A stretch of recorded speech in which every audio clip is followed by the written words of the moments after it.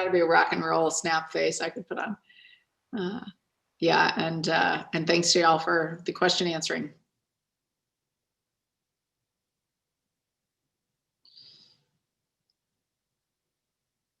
Aha. Okay, welcome, welcome everyone.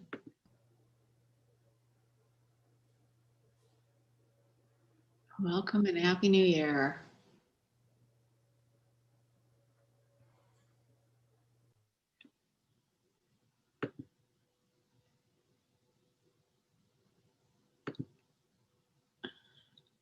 All righty.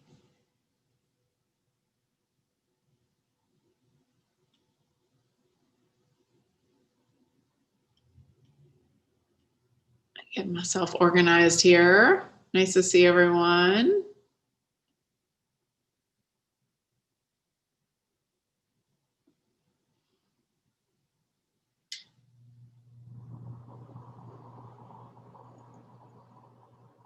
Grab a snack or a beverage or whatever you're, no, not a beverage, I guess it is the middle of the workday.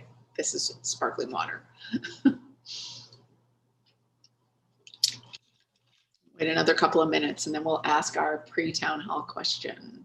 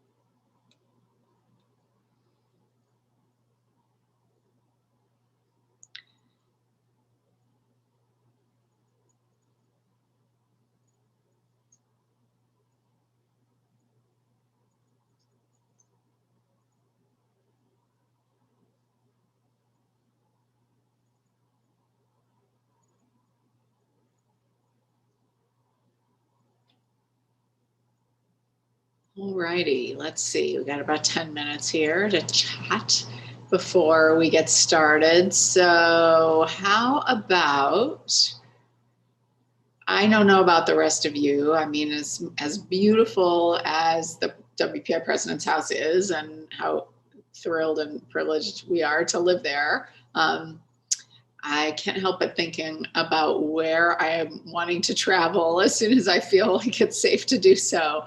I was curious about where everyone else is thinking about going once COVID kind of travel restrictions are behind us, or we're all feeling safer about traveling. Where are you going to head to first? You can type your answer in the Q&A. I haven't narrowed my list yet. Oh, Bermuda. I was thinking about going there. We were even thinking about going there kind of earlier this year. I've never been. Oh my gosh, we're getting a lot of answers quick. Everybody's got it. Everyone's got that same pent up energy that I've got. A couple of mains. Walt Disney World. Oh, wouldn't that be fun? I miss having little kids. Although I used to go to Disneyland in LA when I lived there all the time when I was not a kid myself. Greece. Steve Taylor has quite a specific answer. Warren's Lobster House in Kittery, Maine for lobster and cheddar sandwich. Nice. So you have to bring food into that, right? Solo trip to Disney. My kids are not invited. I love it. Concerts. We were talking about those earlier as well. Ooh, Honduras. I hear Honduras is amazing. And I can attest that Greece is amazing, having visited our project center there in Thessaloniki a couple of times and been to Athens on the way. Oh, it's just spectacular. All right, the lobster orders are coming in. For folks just joining us, our pre-town hall question is, where are you dreaming of traveling once restrictions are lifted?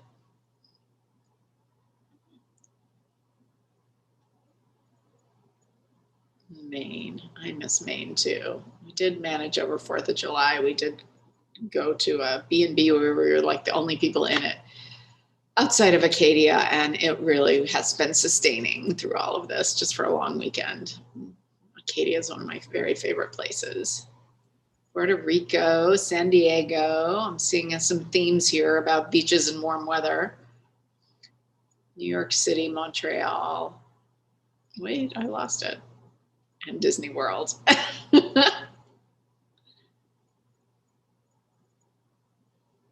California to visit family. I think for me, that's going to be it too. I'm going nuts not having been to Arizona to see my mom, who is, by the way, supposed, knock on anything wooden, to get her first shot, her first vaccine tomorrow. She lives in assisted living in Arizona, and they are scheduled to be vaccinated tomorrow. But of course, they just had a massive snowstorm in northern Arizona where she lives. I'm a little concerned they don't get around in the snow over there as well as we do here. So we'll see. I'll keep you posted. Ooh. All right. For those just joining us, where are you dreaming of traveling when it's safe to do so? Ah, France. Pam, have you not been to France before? I have. I always say I've been happy every minute I have spent in France. It is a very special country. Canada for world champion in triathlon. Wow. Would that be to participate, Deb, or watch? That's amazing. Take your parents to Scotland to see the family. Jane, I love that. We actually had a trip planned with my husband's parents, who are 81, to go to France and go to Normandy. His father has always wanted to see it. They've never left the country their whole lives. And we had that planned for this past summer.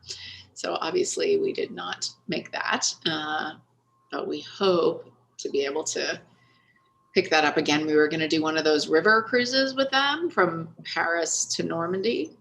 And I've never been on any kind of a cruise, honestly, but it looked pretty cool. I was excited to see Paris from the water and to see some other parts of France on the boat. So we'll see. All right, who else? Supposed to teach a special course, Zoe, in Italy during spring break 2020. Wow. What part of Italy? Oh, Italy is another place where happiness abounds.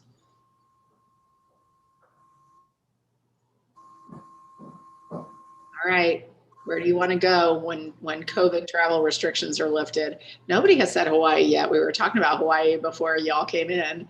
That's another one. I keep watching. Do y'all watch? There's a movie, The Descendants, that I like. I think it's well done, but mostly I like it for all the Hawaiian music. I love Hawaii, and of course, with the volcano erupting in Volcanoes National Park, I am dying to go and see, although I'm sure they won't let me get anywhere near it. But Hawaii is another happy place for me. I spent about a month living there working on a drilling project when I was in grad school, and it was very special.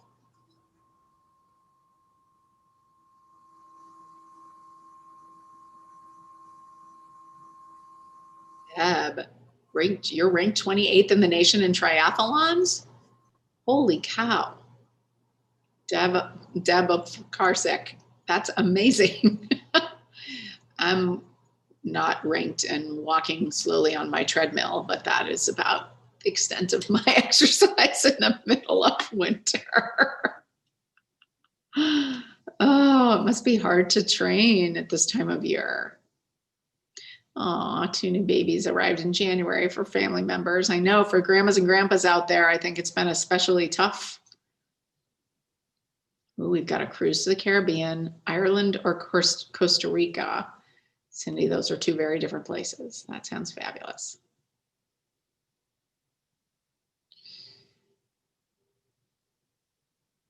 All right, well, it's good to know we're all dreaming of leaving. I don't know if that's a good thing or not.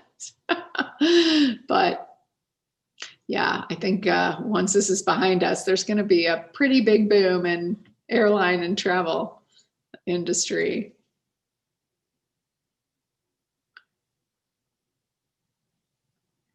Okay, we're at about 107, almost 200 people on the Zoom, and hi to our YouTube friends out there. We've just got a couple more minutes and we'll get started. And welcome back. And it's hard to believe it's almost the end of January, but Happy New Year if I haven't seen or talked to you. Oh, Seattle. We've got a Seattle there to visit a nephew, baby nephew. Hiking in Swiss Alps, Nancy Burnham. I like that one. Ooh, Nashville for country music. Like that.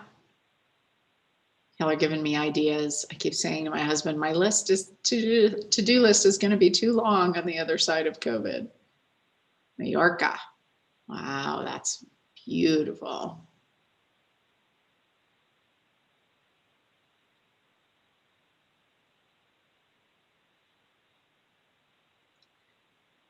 Yep. Cruises that were canceled.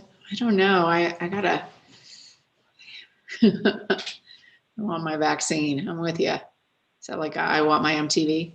I want my vaccine. I think we're all gonna need that before we feel too comfortable going much of anywhere. But hopefully that'll be coming. So we'll talk about that some today. So hang on. All righty. And got another couple of minutes here, 1 minute to 3, and then we'll give people 1 more minute to join in.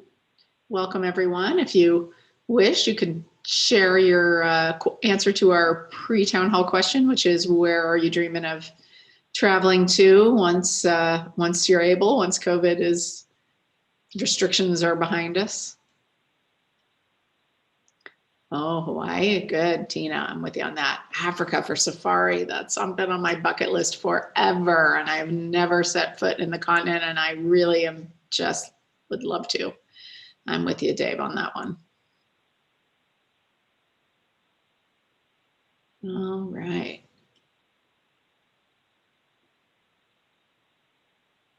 Egypt, Morocco, and Spain. Wow. Anywhere warm, Kristen. I'm with you on that. Broadway show. What a good idea. Doesn't that sound fun?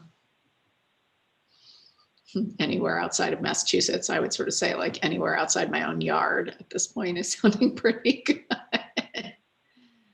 Chris Wobe, Melbourne. I think you were supposed to advise there, weren't you? Oh, I know all our Project Center folks are probably missing out on that opportunity to live abroad or live somewhere fun and interesting.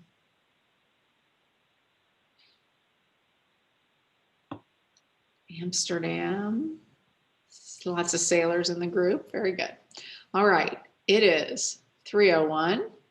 We have over 300 folks with us on the Zoom, and I'm sure a bunch more out in YouTube land. So greetings to our YouTube listeners. We've been discussing the very important and timely topic of where it is we're all hoping to escape to for a trip after it's safe to do so. Thank you all. You've really inspired me. Ooh, the Sheep and Wool Festival in Rhinebeck, New York. That is what I'm talking about, Sharon. Yes, I need to learn more about that. I might need to go to that one. That sounds great. Okay, so we've got over 400 people with us total now. So let's go ahead and dive into our conversation. We're gonna go about this in the same way that we have since we started these way back last March, if you can believe it. So we're coming up on a year of listening to Lori at town halls. Sorry about that, but hopefully we'll make it worth your while to share the information that we have. And it's been a bit over a month since we've all been together. So I hope everyone had a really great holiday. We're gonna do this the same way we've done all the others, which is I'm gonna talk for a bit and feel free to type questions in the Q&A at any point while we're talking. And we've got some people here backstage who can help answer things on the fly, and then some of those will get asked by Kyle, and we'll answer them at the end of the presentation. So feel free to share your questions, but I'm also going to try and hopefully preemptively answer some of those as we get into how this will go. So let's go ahead and jump right in. So here we are back together on campus, and you know, again, I hope everyone had a good break, a good holiday, some downtime to reflect, sleep, recharge. I know I did, and I'm feeling more energized coming out of the holiday season than I did going into it. But certainly one reason for that is captured on this slide. And we're not going to talk politics today, but and certainly, you know, everyone has their own perspective on that. But I just had to take a moment to honor some of the events of the last few weeks, which it's been in some ways the lowest low, and then seeing our country rebound from the attack on the Capitol, and to get back to the business of running our democracy in a way that's consistent with our values and traditions of really the continuity of government and the I think peaceful transition of power is not quite the right way to say it, but the smooth, at least at the end here, transition of power. But honestly, like, I mean, President Biden is great. I thought he did a good job. Kamala Harris, our new vice president, I have to say, as the daughter of feminists, I'm so excited by. But let's just be clear about who stole the show in the inauguration. Amanda Gorman, just what an extraordinary inspiration. And the thing two things I would say about it is, one, you know, it's been just a downright awful year, and from so many perspectives in terms of the pandemic itself and the economic impact of that, and the disproportionate impact that it's had on communities of color, as well as issues of police violence and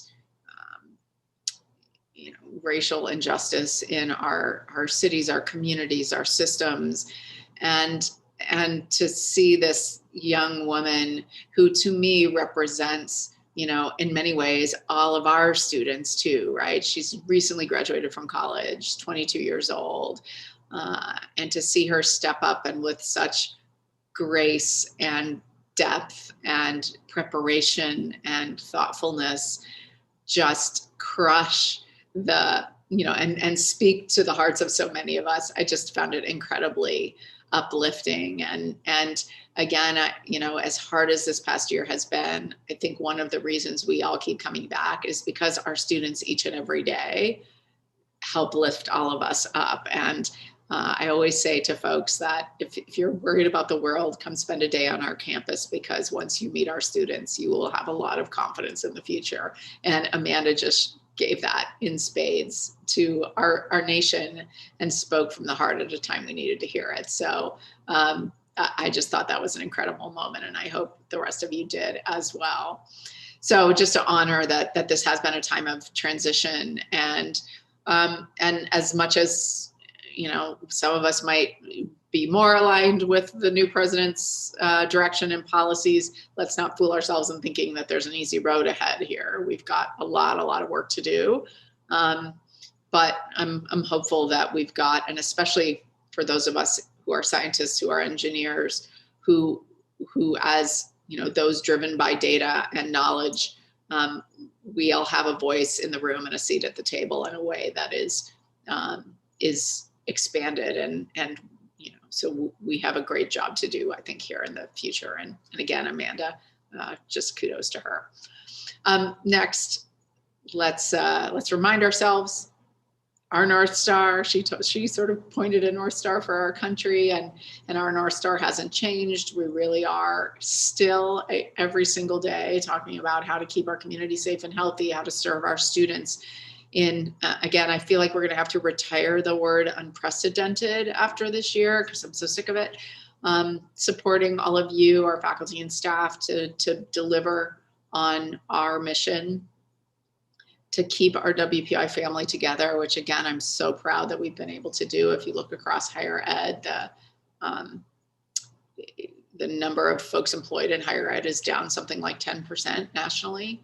And the fact that we've been able to keep our WPI family together, I think, is a real testament to the way we've all been working together and treating each other with the greatest care and respect. And I'm feeling that every day on calls with all of you. And I thank you for that.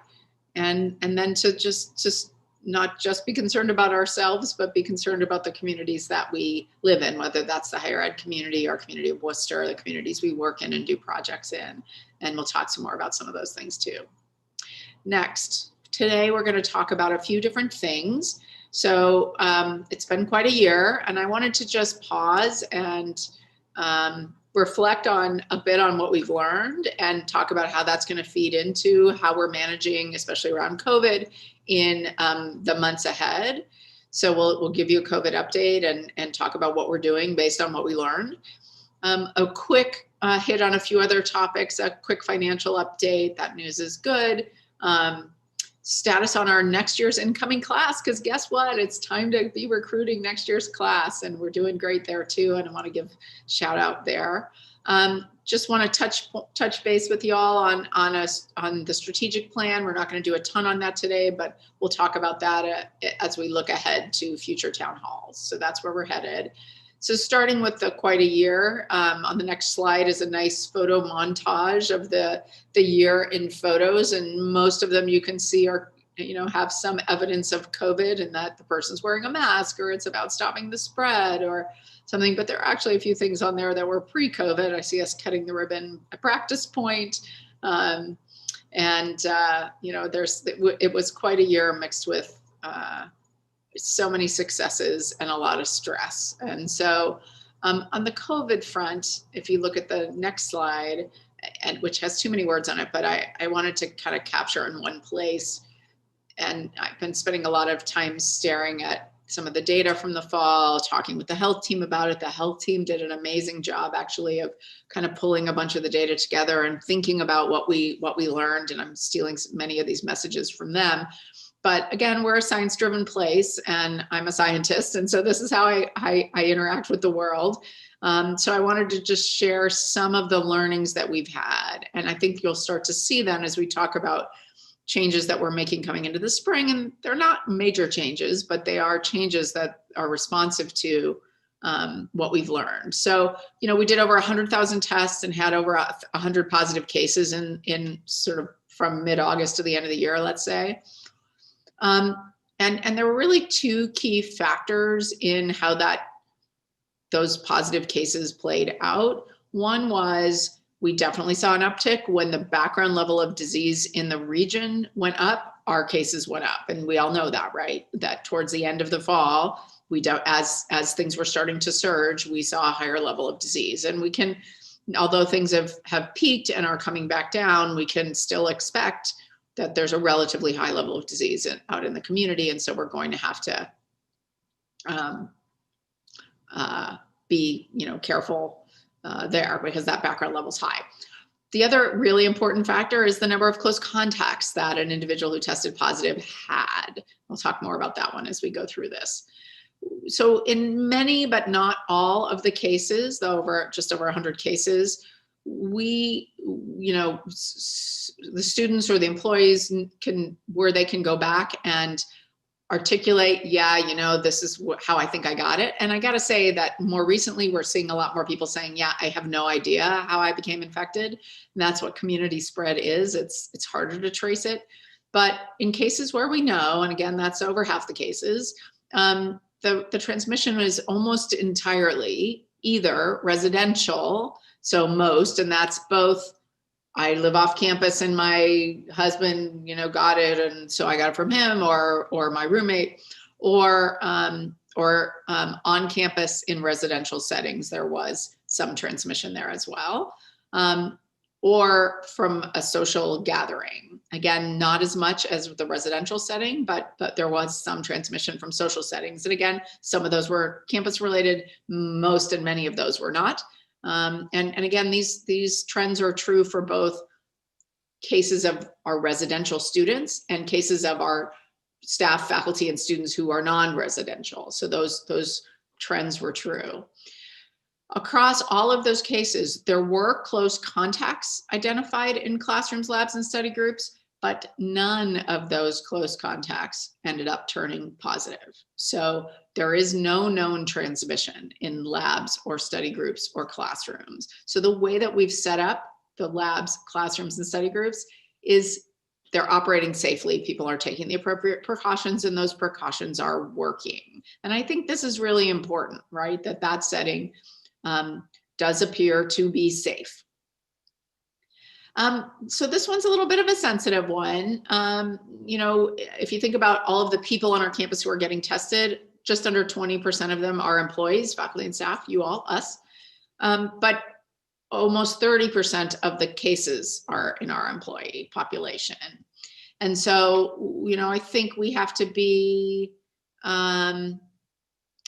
we can't just say the issue is students, right? We have to own that we've all got to be careful. We're asking students to be careful. We've all got to be careful as well. And we see this in the grad student population too. It tests positive at a slightly higher rate than undergraduates.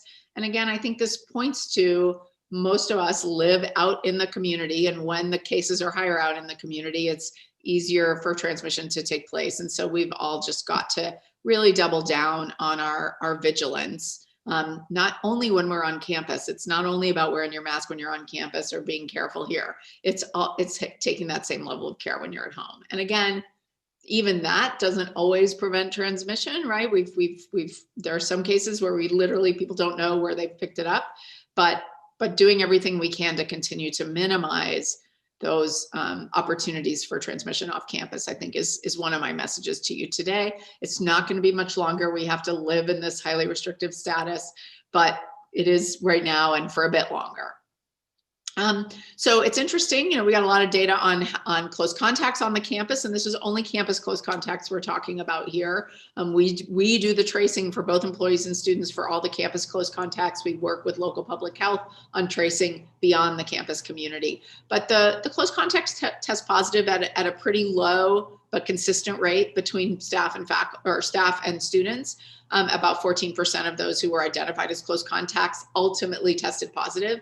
But the students have a much larger number of close contacts than employees. Employees hardly have any on the campus, and students tend to have more. And that number was going up with time throughout the fall term. So again, some of the restrictions we've put in place as we get started are really meant to help us manage the numbers and minimize those contacts, which is the key to helping to minimize spread. So bottom line is our safety protocols, our protocols around test, trace, isolate, quarantine, those are working to contain the spread, to detect it quickly, contain it, and we just need to double down on those things as we go ahead. So that's a few geeky, nerdy lessons from the fall. Next.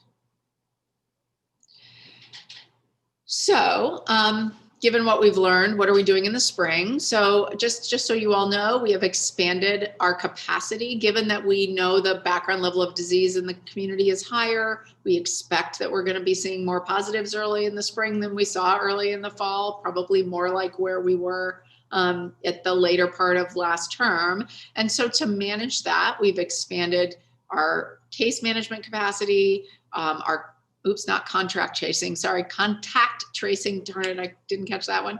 Contact tracing, and even our capacity to quarantine students, our availability of quarantine space, we've expanded some just in case, like we've built sort of surge capacity in case we need it. And we expect it to be a bit of a challenging next few weeks as we rebuild the bubble. It's not really a bubble, but we try to make as much of a bubble as we can and try to kind of contain any positive cases that show up on the campus. As a result of, again, not knowing that we can't keep all cases off campus, but trying to work and be responsive quickly to prevent spread on campus, we are going to test all undergraduates twice a week for C-term. They're the ones with the largest numbers of close contacts, and we feel like this is an important move for them. For staff, those who were testing twice a week will continue to test twice a week. Those who were testing once a week will continue to test once a week. Same for faculty too. And grad students will continue with their same approach as in the fall. In terms of the expectations survey, we expect about 85% of undergrads and 50% of grad students to be on campus. Those numbers are almost identical to the fall, so it's going to be a fairly similar population on campus. We did just complete our move-in yesterday. Thank you so much to the res services and volunteers who helped them. For our residential students, a pre-arrival negative test was required for all students. We had about a dozen, I think, students test positive in their pre-arrival tests, so they didn't come. And they had to prove they had that negative test before they checked in. And then they're having, like we all really are, 2 negative onboarding tests before they, and again, before they're basically in quarantine while they're waiting for their first onboarding test, and they're a pretty limited ability to move about while we're waiting for those test results. And we decided, as a result of trying to not overtax our resources as we're rebuilding the bubble, to begin C-term in what we call stay in place status. So next slide gives a little bit more info on that, and we'll talk more about stay in place. Just to, if you go to the next one real quick. Again, just to kind of set the stage here, our first CERT, and it wasn't called CERT a year ago, but it was basically the beginning of CERT, was a year ago this week. This week will be our 66th CERT meeting. Amazing. Thank you to all of you who have served. So people are back in the testing protocol. Any employee who we expect to be back who isn't back, we're sort of trying to chase that down. So if you're supposed to be back on campus and you're not testing yet, you got to let us know what's going on there. For students, it's the same. All the residential students are where they need to be. A few of the off-campus students, we're tracking them down and making sure that they know that if they don't get in and start the onboarding protocol now, they're going to be remote for C-term or spring semester. We are going to be seeing, and again, you start to see it here on the right side of this over the last 30 days. And as this thing updates today, I think you'll see another 5 or 6 positives. Again, that's because, one, we're testing a lot more people per day now over the last week as we're starting these onboarding tests and arrival tests. And you know, we're doing our thing where every positive, we're very quickly isolating that person, doing any contact tracing. Numbers of contacts are low. A fair number of students have told us that they actually tested positive over the break. And that's great. They're letting us know if you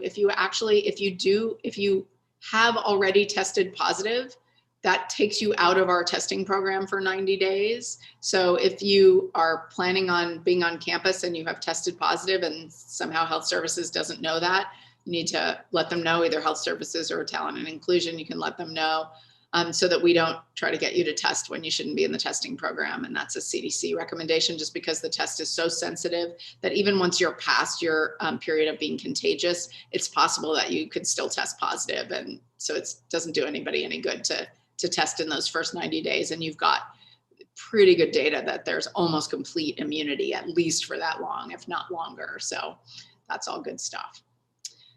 So again, we're seeing higher numbers, but this is why we're testing, to find them. And so to catch the cases before they turn into clusters. And we've done that successfully so far as people are returning.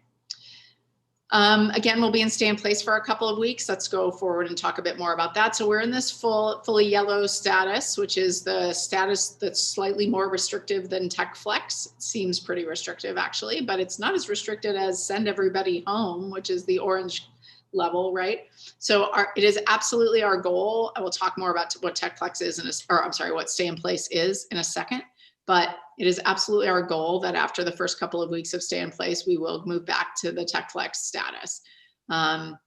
So let's go to the next one and talk a bit about what stay in place means. And again, this is pretty similar to the restrictions we had in place at the end of B term, with the exception that, then we did allow students to attend class in person. That was about all they were allowed to do. while we're rebuilding this bubble, quarantine everybody, making sure that we've kind of settled in, we are not doing face-to-face courses, only remote options for classes and labs. So in-person activities, very, very limited. Approved research and MQPs will continue. We approved about 100 more students to be able to access labs that were a desperate need for MQPs. But everything else is going to need to be done remotely for these first couple of weeks. Obviously, no social events, gatherings, or parties. I hate to say this to all of us, but this really applies to us off campus as well as it applies to our students on and off campus.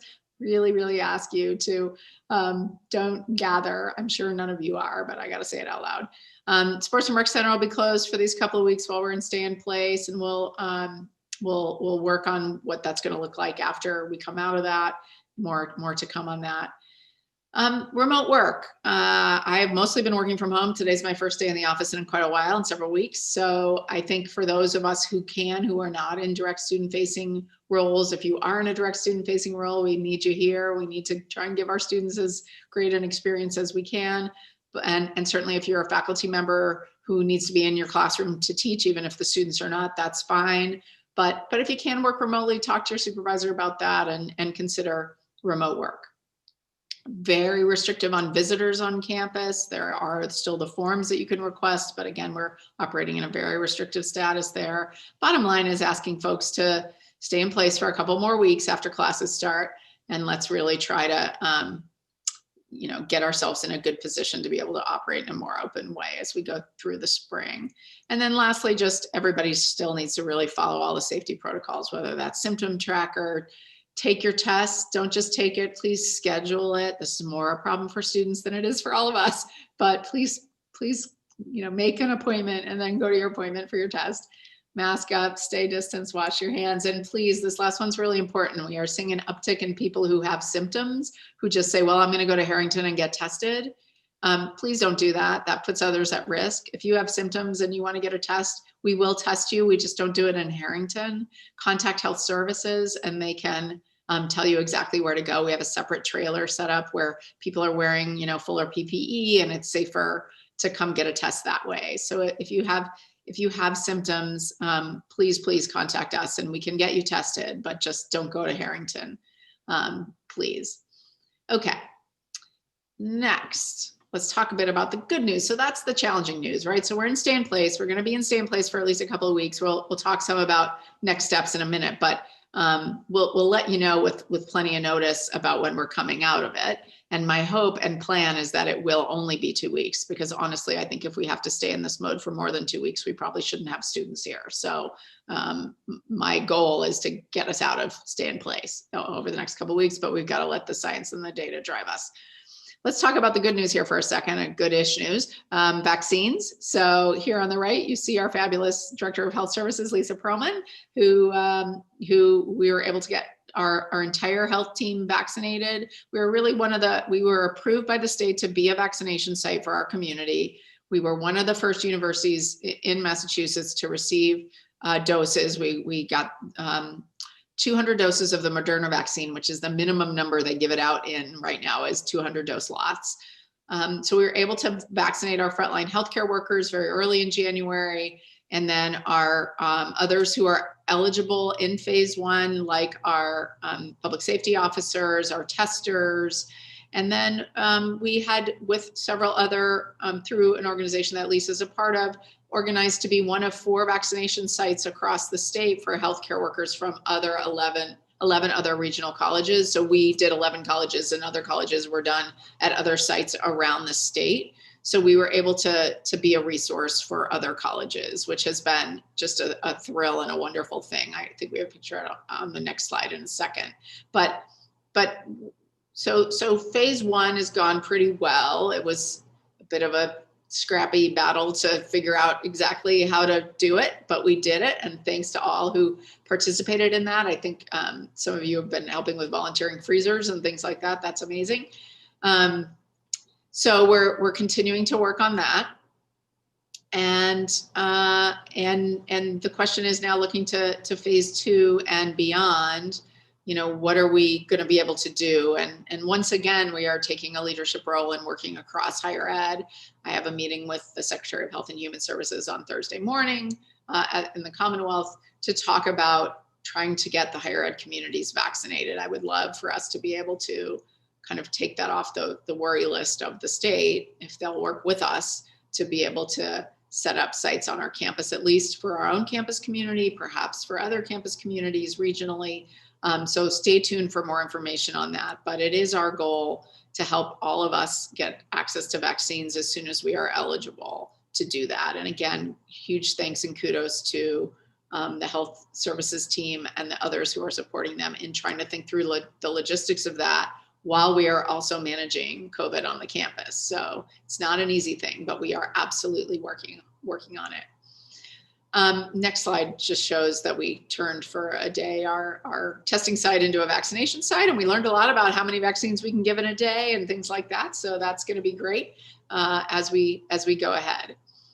And thanks to everyone who was eligible, who took a vaccine. I think that's really important as we become eligible. We definitely don't want to jump the lines and stuff. We are trying to do this in the right way, but for those who are eligible, we appreciate you taking the vaccine as soon as, as soon as you're eligible, because that's just, it's a numbers game at this point. We just need to get as many people vaccinated as possible. So what's next? And how you can help. So next steps on the stay in place are we're monitoring the cases as we go through the sort of couple of onboarding tests and of both faculty, staff, and students, making sure that the case level is manageable. We'll start in that remote mode, but we'll make a decision about coming out of that within about a week and a half. So we'll give you notice that we're going to come out of it. We'll give several days of notice that we'll be coming out of that. And again, it's my hope and expectation that we will, but we've got to let this play out and really keep watching the cases. We're going to continue to pursue the idea of vaccinating our employees and students as they become eligible in whatever phase that might be. We think we could have quite a large number of people eligible in the phase 2 that the state has put out, which is, it starts with people 75 and above and then ends with people 65 and above and people with comorbidities and things like this. So there's quite a lot of folks who will actually be eligible in phase 2, and we're going to work on that, and stay tuned. Again, that's a rapidly evolving situation, and we'll, but keep an eye out in your email for, if we come out and say, hey, if you think you're eligible in phase 2, here's how you sign up. Definitely keep an eye on that. In the meantime, if you have the opportunity to get vaccinated elsewhere, absolutely take it, is my advice to you. But we're going to work on trying to get everybody vaccinated if at all possible. You all are the role models to our students, to one another, and please just stay vigilant on campus and off. Special thanks to everybody who has volunteered. Again, I talked about, we have some surge capacity now in health services. Some of that around case management and other things are really almost more administrative. And we've asked some folks from across the campus to step up and help if needed, if we do get a higher caseload. And I just want to thank all those folks who have volunteered. In stay in place, it's not easy on the students. We have a lot of programming in place for them. We're doing a ton of remote stuff, and every student got 30 fun things you can still do while in stay in place mode. And we're really working to make it, not horrible, but try and be as flexible and supportive as we can with the students in these first few weeks, and the faculty too, by the way, who are juggling lots of different ways of having to deliver intense educational content. So I want to thank them for that as well. And then lastly, just take care of yourselves and one another. And that's really the COVID update. I just want to run through a few other quick things with you before we wrap up and get to some of your questions. So if you go to the next slide. So financially, this isn't too detailed, but just to share with you, so we've gotten most of the spring tuition in. Tuition was due in mid-January. Our receivables, which is really kind of money in the door, are on par with prior years. We're where we expect to be. So that means cash flow is good.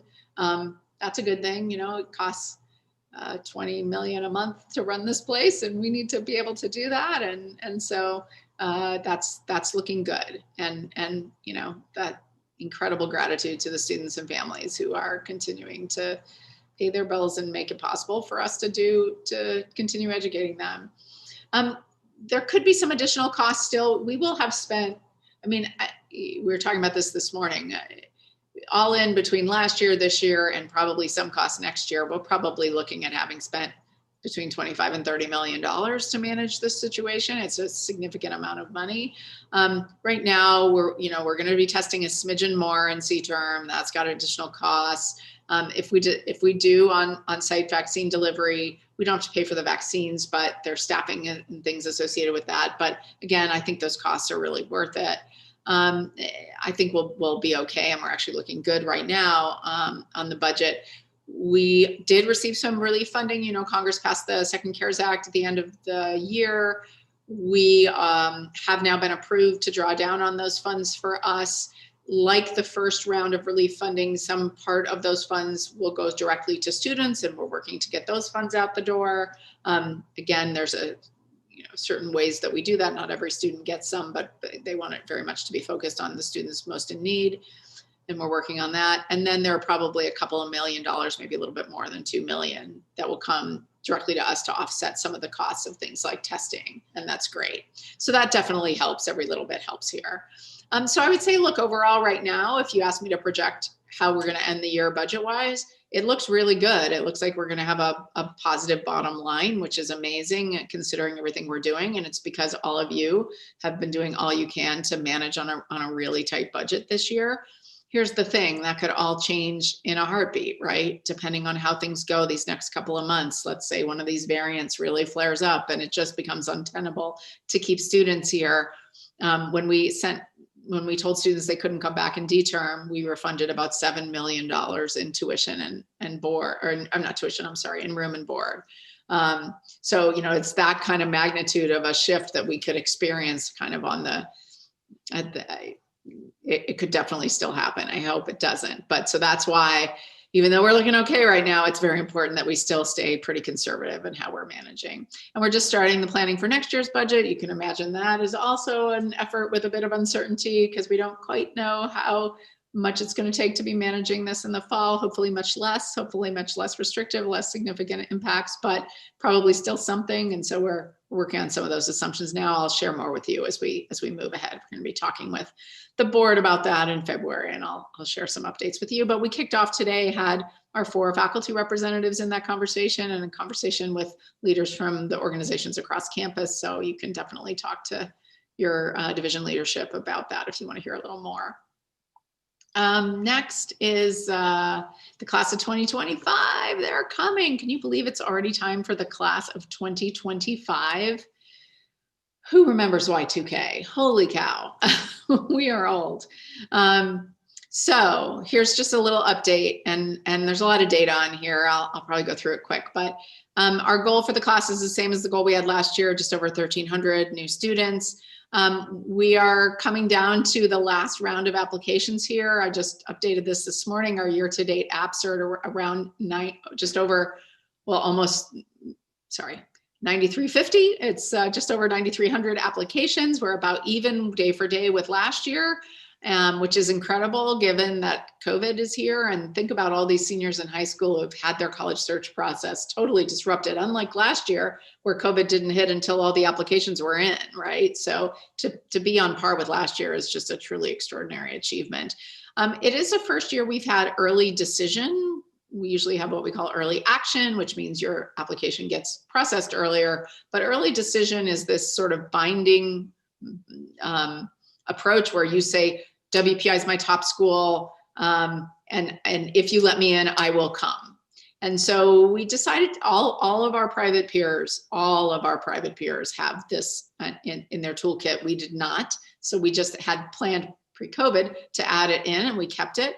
It's actually doing better than we thought it might. We thought it might give us maybe 5% of our students, and right now we've already got about more than 10% of our class in through the first round of early decision, and we've got some more good students in the second round of it. So that seems to be working quite well. And again, it's contributing to our deposits running far ahead of last year, because that's the way early decision works. Once you're admitted, you have to deposit quickly. You don't have till May 1st like everybody else. So there's nothing to worry about there. It's exactly what we'd expect to be seeing. And again, we're about on par with some of our diversity goals for the class, continuing to work to bring more women and more students of color to WPI. And we've extended our last deadline for applications by a couple of weeks, again, just to acknowledge that students are behind in their process because so many schools started late. So many people have just been focused on sort of living, learning in the age of COVID. But huge kudos to the admissions and financial aid team, Andy Palumbo, Jen Cluett, the whole group in managing this. I'm so incredibly impressed. And so we're on track. And again, the next phase of this is all those things where we ask all of you to get involved in helping us really, now that we've got the applications in, we've got to get them to commit. And we thank you for your help and support of that. And then the last thing I wanted to just share is some thinking about the next strategic plan. I've talked about this a bit here before, but having a bit of a breakthrough myself in how we're thinking about some of the activities that we'll do within the plan. And right now the planning teams are kicked off, and there's a lot of activity going on, and everybody's working their butts off. And I know it's incredibly hard to think about the future and be innovative when all you're trying to do is deliver on your class and figure out what teaching in hybrid means and all this stuff. It's, to me, one of the biggest challenges we face right now is this balancing the hyper tactical with being strategic. And yet we are WPI, so we shall prevail. I think you've heard from me before. There are 3 themes that we've put forth as part of the next strategic plan, and those are the things that are outside the circle here. So the first theme is around student access, well-being, and outcomes, really focus on our students and student access, cost of education, how they're doing and how they're doing when they graduate from WPI. The center one, it's really the core, if you will, of our work, purpose-driven education and research. That is what we do at WPI, and what's next for that. And then the third one is all about us, who we are and how we work. So it's all about how do we build our team, our skills, our capacities for the work of the future that we need to do at WPI, and how do we build our culture? How do we take care of ourselves in this moment, right? So that's what the third theme is all about. So those themes are great, and we've got people off thinking about their sub themes and different teams and stuff working on things.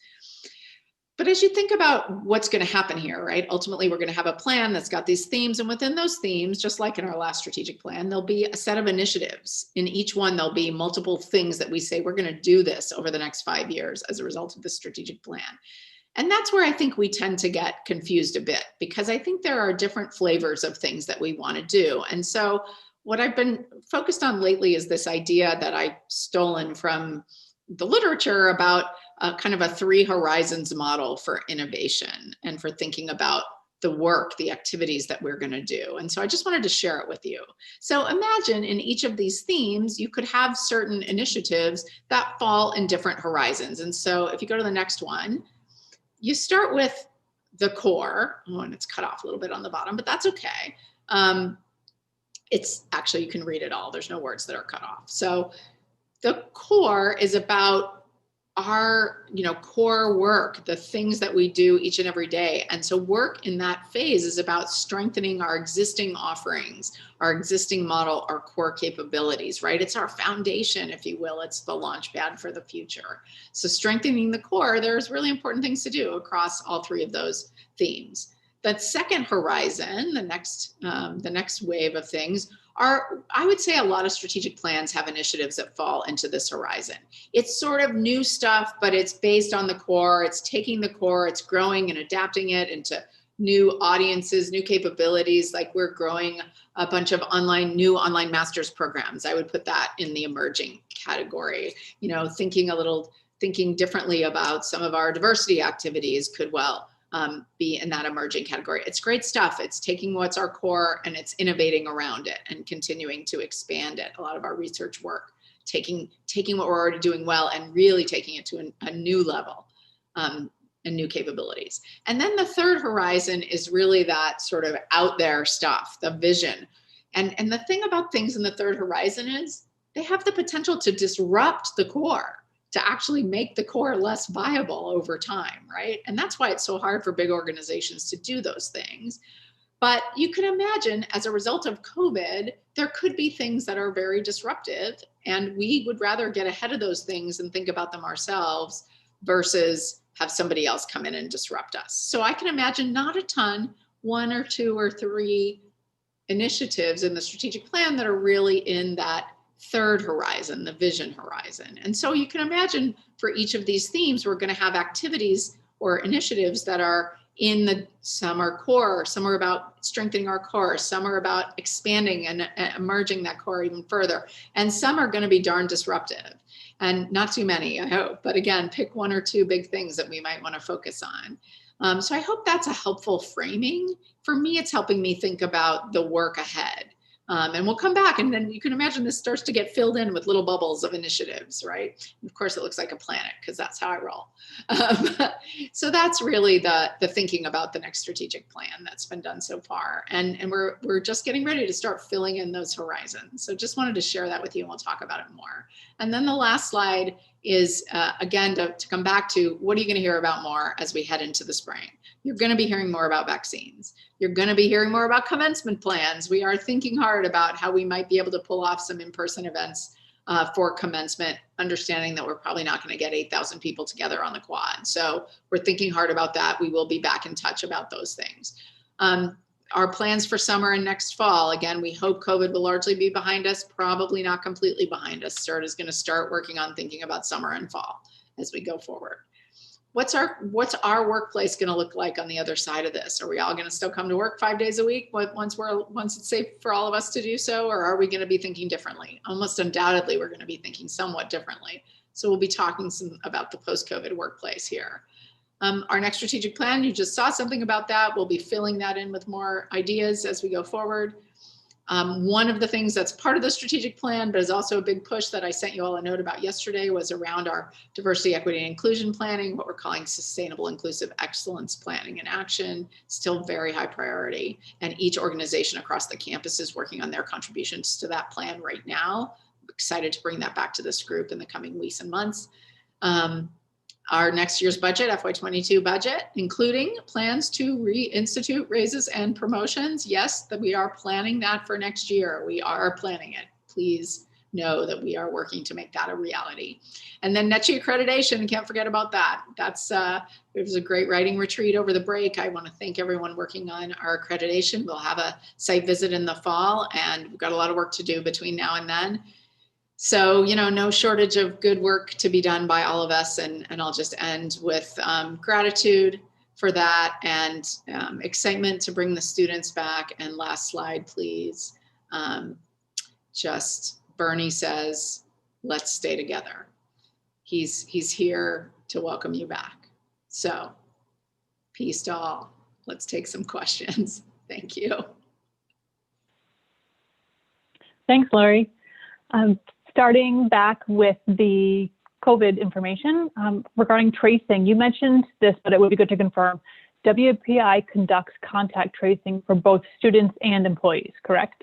On campus, we conduct on-campus contact tracing for both students and employees. For off-campus contact tracing, we work in close collaboration with Worcester Public Health, or if the person lives somewhere else, they work collaboratively with their local public health for that off-campus contact tracing. We absolutely do all contact tracing for on-campus contacts very quickly.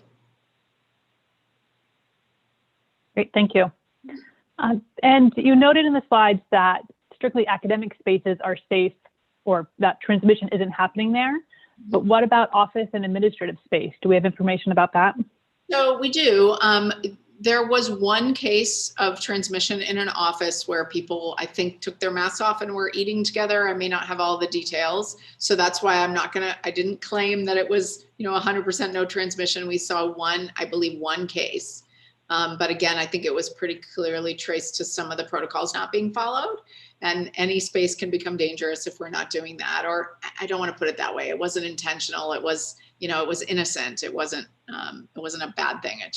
it happened. So, but overall, extremely low amount of evidence of any issues in any administrative spaces.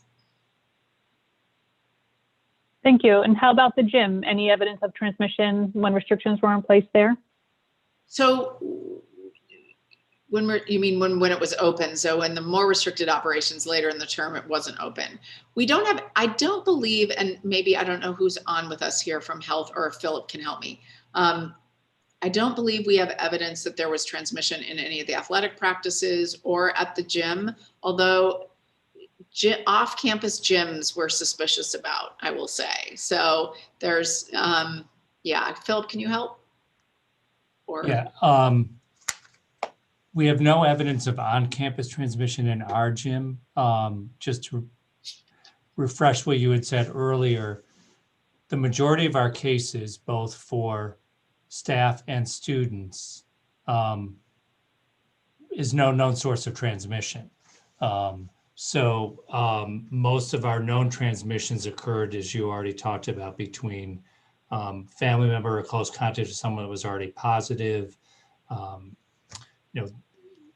these kinds of things. But in terms of specific answers to the gym, we have no evidence that, although I agree with you that with some of the cases that we saw within students, we did see a common thread of working out at off-campus gyms that had actually different levels of protocols in our campus, and I'll just leave it at that. Yes, thank you. I agree. What's next, Kyle? Thanks. What might trigger a move to the orange or limited phase? Is it just that we're seeing, could the high number of positive tests we're seeing this past week trigger that? No, we expect to see, so one thing that you have to remember for the cases that we'll discover this week, anyone who turned positive during the last, say, month or so during the break is very likely to test positive. So we don't even know for sure that everybody who tests positive now is contagious. We're going to have to treat them all as if they are, but we definitely expect to see a relatively high number in the onboarding and sort of early tests. And then the travel of everyone to get here, we could also see some high levels there. To me, the thing that's going to trigger us to go to the orange phase, which would mean send the students home, right? That's what it would mean, would be that we have so many cases that our quarantine space fills up that we cannot manage on a daily basis the number of students that we have testing positive on the campus, and that we're seeing, large clusters or large amounts of transmission. There isn't a particular number that's going to trigger it. I think we are in a position to handle a higher positivity rate than we were in the fall, but based on the sort of strengthening of our programs that we put in place. But that's all the data that we will be looking at. And again, there is not a trigger to go to a different phase. There's a trigger to have a conversation about going to a different phase. And those are the conversations that we're going to be having over the coming weeks. But again, my expectation is that if things stay at a fairly similar level to this, that we can get to the point of having students attend class. At least, if not do more. Okay, thank you. So moving on to some testing questions. Previously, people with symptoms had to organize their own testing. Is that no longer the case, and WPI is providing on-site testing? I believe that is correct. This is now, we have decided to test employees who are symptomatic. Philip or anyone from health team, help me make sure I'm right about that. Or Emily. I'm sorry, I was typing a different answer, so could you repeat that? It's about the on-site testing for employees. It used to be, we told people, call your doctor, get a test. Now we're actually testing employees at the trailer, right? Yes, correct. So if they fill out the symptom tracker, someone from health services will contact them and then make an arrangement for that test. Right. Thank you for reminding me of that. Don't call health services. Fill out the symptom tracker. If you have symptoms, fill out the symptom tracker. Someone will contact you and arrange for you to get tested at another site on the campus, not in Harrington. Please, please, please do not go to Harrington if you have symptoms. Thank you. Good. Thank you. Is WPI tracking the new strain of COVID with its testing? No, unfortunately, the kind of testing that is most commonly done does not do the genetic workup of the material to the level that would allow you to distinguish between the strains. I do believe the state is starting to do more, and again, I'm not an expert in this yet, but I do believe the state is starting to do some more randomized sampling of some of those tubes to try and figure out if that strain is here. It's not here in a widespread way at all yet, but we're definitely keeping our eye on it at a state level to try to see if it gets more serious. That would obviously be concerning. Okay, moving on to vaccines.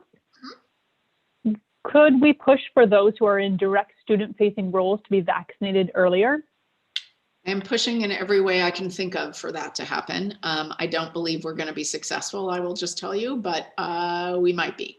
So I can't tell you how, on one hand, thrilled, on the other hand, slightly disheartening it is to see faculty colleagues in other states getting vaccines and for the state of Massachusetts to not give us any priority at all. But we are continuing to push for that, and I will personally be continuing to push for that.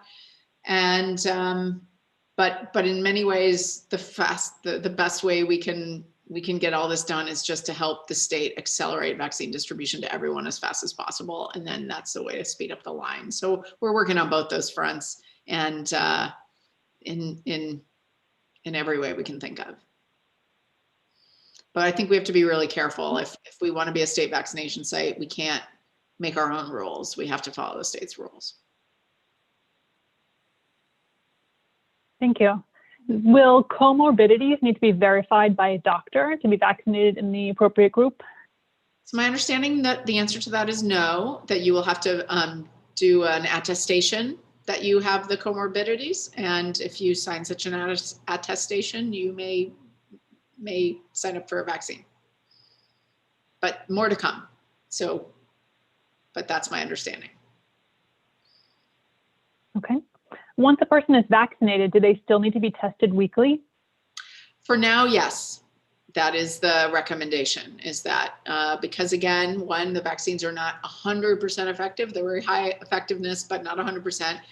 And two, we also don't know about, and again, they keep saying we're going to have data soon, but we don't yet, on whether if you still contract the virus, it's likely that you'll have a much less severe case, but you might still be able to transmit it.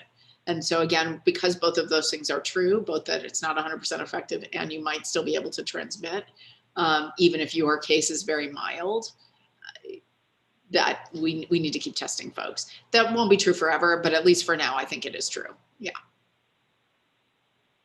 Okay. Is WPI thinking about making vaccines mandatory for students? It's early. It's too early days to decide. We've certainly talked about it, and we will think about it.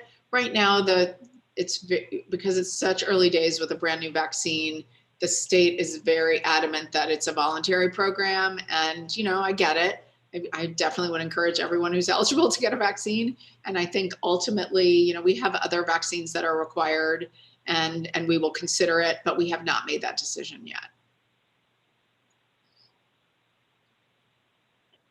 Okay, for students, are students who are remote for C term precluded from coming back or onboarding for D term? No, they can do that. We'll work with them. Great. On to some questions about the budget or the financial update. Yeah. While there's faculty representation with regard to budgeting concerns, is there also staff representation? There were certainly a lot of staff in the room, and both management council members and others as well. We don't really have a formal way to have staff representation, but I got to tell you, this is something I'm really thinking about as part of the next strategic plan. I would like to see us form a staff council and have a mechanism by which we can have more staff voices involved in the work that we're doing. So stay tuned on that. I think it's a high priority going forward. Great. You answered the other question about staff on strategic plan committees. One employee report said this year we were meant to hear about retirement in the fall. When will we hear about the retirement match? It's retirement plan contribution. Yeah, that's certainly another thing we're working on as part of the budget process. In addition to working on the recreating the salary pool going forward, we're also going to look at bringing the, we cut the retirement plan contribution to 8%. By the way, many institutions cut it to 0 or much lower amounts, but we cut it to 8. Recall that we had previously been doing some benchmarking around competitive rates. So I do not expect to bring it all the way back to 11, but we will bring it back up to something in between, and stay tuned on that. We're going to talk to the board about that pretty soon. So yes, that will be a part of next year's budget as well. And we would hope to be able to do that effective July 1. Thank you. For admissions, how are the numbers for international student applications looking for the class of 2025? Thanks for asking. Not that great. It's, they're low, they're down. Interestingly, so the number of students from outside New England is up. Fascinating. I'm not sure I understand why. I would like to think it's because we've handled COVID so well, and it's across the country. Everybody knows that, but I'm not sure that's the reason. But certainly they're probably looking at Massachusetts and New England schools saying, hey, they stayed open and my local schools all shut down. Maybe I'm going to think about going to New England. However, international students largely apply late. So they apply towards the end of the process. So that could still be made up. But I'll tell you, it looks fine in every country except China. So China is really down. And I think, some of the travel ban stuff, some of the fact that they've been investing very heavily in their own higher education system is coming home to roost. And so, we'll see. We're fine. We still have, 700-800 international applicants. So we'll be fine. We'll end up with a class with a great set of international students. But and again, this will be the 4th year in a row, I think, where we've been down in international. So it's a trend for sure. Thanks for that. Back to the gym. When might we know more about staff usage of the gym? As we talk about coming out of stay in place, we'll update our plans for the gym. I don't have anything else, unfortunately, to say about it right now, but we'll give you some feedback on it as we talk about what our status will be coming out of stay in place. Thanks. And a follow-up about testing for symptomatic employees.